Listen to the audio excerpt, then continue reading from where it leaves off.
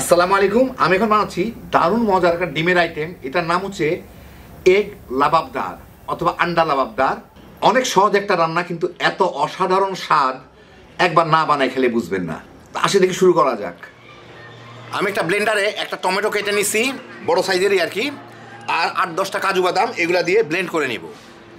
আমি এখানে 2 টেবিল চামচ রান্নার তেল নিয়ে তার মধ্যে একটা তেজপাতা, 4 টুকরা পাতলা পাতলা দারচিনি, 2টা এলাচি আমি পিঠা পাটা একটু ভেঙে নিছি যাতে ফ্লেভারটা ভালো বের হয়, আর 1 চা চামচ জিরা, এগুলা দিয়ে একটু নাড়াচাড়া করে নিব।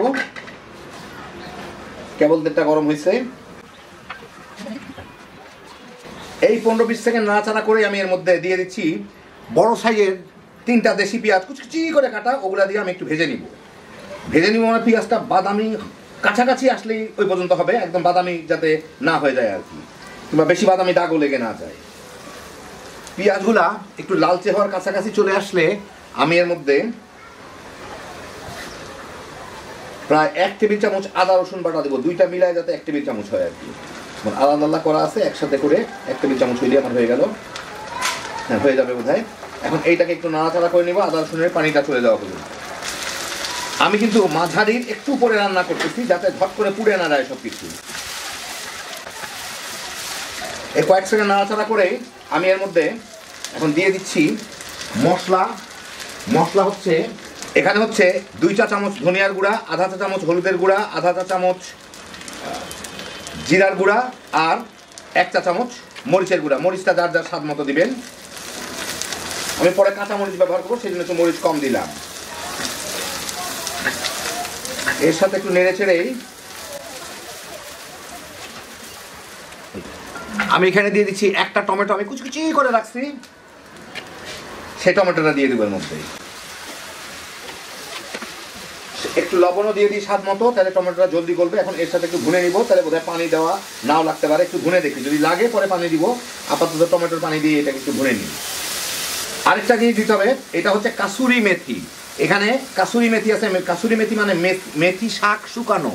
আমাদের যে খাওয়ার মেথি শাক পাই সেটা শুকাইলে কাসুরি মেথি হবে, খুব ভালো একটা ফ্লেভার আনে। কেউ যদি চান এখনও বাজারে কাসুরি মেথি পাওয়া যায়, এটা শুকায় রেখে দিতে পারেন, নাইলে এক প্যাকেট প্রায় 200 টাকা করে আপনাদের কিনতে হবে। ইন্ডিয়ানটা পাওয়া যায়, এতে দেশি কাসুরি মেথি নিজে তৈরি করে রেখে দেন।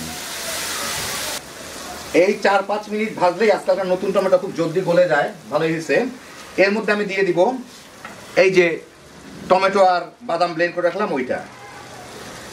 ওইটা দিয়ে এর সাথে একটু ভুনে নিব।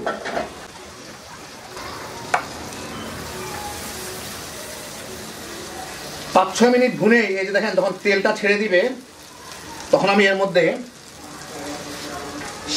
কোয়ার্টার কাপ ক্রিম দিব। এটাই বাজারে যে ক্রিম কিনতে পাওয়া যায় টিনের মধ্যে, দানো না, এটা আমি দিচ্ছি বোধহয় খুব সম্ভব নেসলে ক্রিম। ওইটা না হইলে একটু দুধের শর্ট দিয়ে দিবেন, একই জিনিস আর কি। আগের 90 টাকার ক্রিম এখন 150 টাকা হয়ে গেছে। এইটা দিয়ে একটু ভুনে নিব। ওর সাথে ভালো মতো ভুনা হইলে আবার তেল ছেড়ে দিলে আমি এর মধ্যে একটু পানি দিব। তো আমি ওই যেটার মধ্যে টমেটো বাদাম পেস্ট করছিলাম ওইটা ধুয়ে একটু পানি দিচ্ছি, খুব বেশি না, এটাকে মাখা মাখা টাইপের হয়।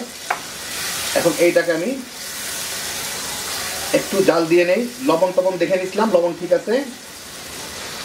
পরিমাণ মতো ঝোল আমি যেরকম রাখতেছি এরকম যার যার পছন্দ মতো ঝোল, কারণ এইটাই ফাইনাল ঝোল। এটা ভালো মতো ফুটে উঠলে আমি এর মধ্যে একটা ক্যাপসিকাম কুচকুচি করে রাখছি, ওইটা দিয়ে দিব। দিয়ে মিনিট খানেক নাড়াচাড়া করে নেব। ক্যাপসিকাম খুব জলদি সিদ্ধ হয়ে যায়।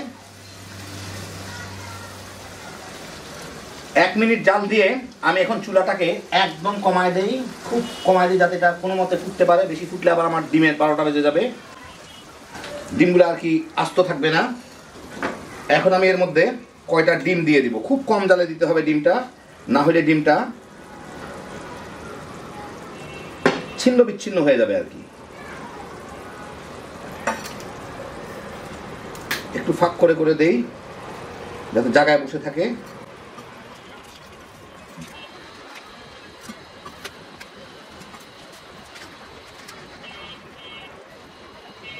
চারটা ডিম দিলাম। এখন এর মাঝে মাঝে দিয়ে একটু মোজারেলা চিজের কুচি দিয়ে দিব, ডিমগুলার ফাঁকে ফাঁকে আর কি।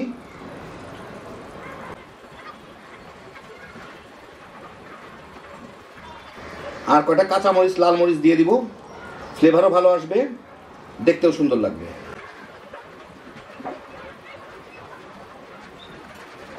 এখন এটাকে আমি 6-7 মিনিটের জন্য ঢেকে দিব।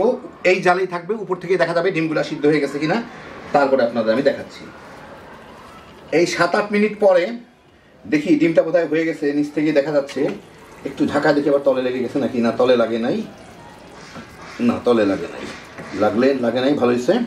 এখন উপরে আমি একটু ধনিয়া পাতার কুচি দিয়ে দিব ভালো ফ্লেভার আসার জন্য। এইটাকে বন্ধ করে, চুলাটা বন্ধ করে দিই। 4-5 মিনিট পরে আপনাদের আমি এর থেকেই দেখাবো। আর পরিবেশন মানে প্লেট টেটে ওঠার দরকার নাই, সরাসরি এখান থেকে উঠে আমি দেখা দিব। এই দেখানো হয়ে গেল আমার আন্ডা লাবাবদার। আমি আর বেড়ে দেখাইলাম না আপনাদেরকে, বাড়ার কিছু নাই। এটা সিম্পলি উঠায় দেখাই আপনাদেরকে। এটার ফ্লেভারটা একদম অন্যরকমের, খাইতে অসাধারণ। ভাত, রুটি, পরোটা, পোলাও, যে কোনো কিছুর সাথে তামা তামা করে খেয়ে ফেলাইতে পারবেন। একবার বানা দেখেন, তাইলেই বুঝবেন। হ্যাপি জোশের একটা আইটেম। আল্লাহ আপনাদের সবাইকে ভালো রাখুন, সুস্থ রাখুন, নিরাপদ রাখুন। ইনশাল্লাহ বেঁচে থাকলে আবার দেখা হবে। আল্লাহ হাফেজ।